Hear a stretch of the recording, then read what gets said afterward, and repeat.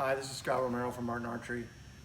Finishing up the build on my backup NXT 39. Goal is to make it just like my primary, which I've said in every video, it is the greatest 3D bow I've ever set up. I say 3D bow, but I've shot clean rounds with it indoors. So for a bow that shoots in the upper 290s with a light 3D arrow, it's a great shooting platform. So the goal was to build a bow just like the other one. The only difference between that bow and this bow is the string manufacturer, same material. And also, if you can look in closer, you'll see that this bow here has bias limbs, so it is a little bit weaker limb on the cable guard side, but it's top and bottom. And my primary bow doesn't have that, but they both tuned exactly the same.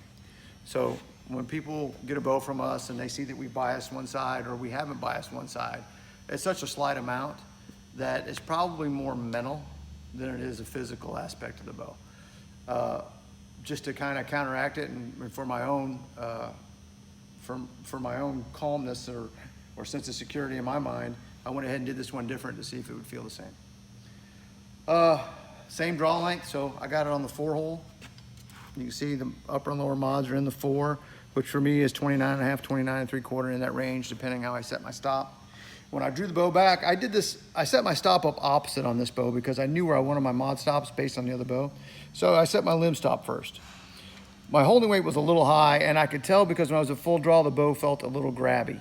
So what I did is I loosened this screw while holding the barrel, and you can see the barrel is elliptical. So I loosen the screw and I rotate the elliptical barrel to the thinner side, and it slightly lowers my holding weight till the bow doesn't feel grabby and I can aim. It's not so light in holding weight to where my pin floats and it induces panic.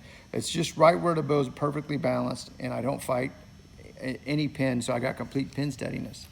Then I slowly brought my mod stops in based on my other bow. I could tell by the measurement here in the track where it was. Also, I had my engraved lines, so I went ahead and just matched it up. I actually went a smidge more on this top compared to my original bow. I'm still not touching my original bow because it shoots so great. But the bows feel exactly the same. On the scale, they're the same. They measure the same draw length.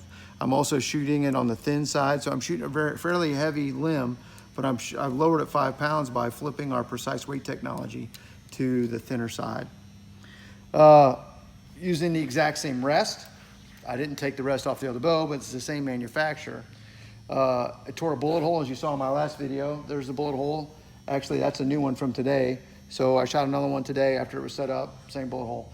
Same exact peep height, same exact peep, same exact loop length. I took the stabilizers off the other bow. I've got my rad weight system here with the exact same weight on the opposite of the rest and sight side. I have a heavy pocket on the bottom. You actually see I nicked the pocket a little bit here, so you can see a little bit of the brass in the lower pocket. I'm trying to think if there's any differences in this bow compared to the other one. I can tell you that the bow is so exact. Now that's shooting indoors. I can get to 28 yards here, but it's shooting so exact that when I took my sight and I put it on this bow, it hit exactly the same. Didn't move my needle. So my 20 hit the same. I stepped out to 28, it hit dead on. What I'm gonna do this weekend is I'm gonna shoot the bow at home. I'll shoot some 3D rounds with it. I'll go ahead and do my final video where I talk about the speed of the bow compared to the original.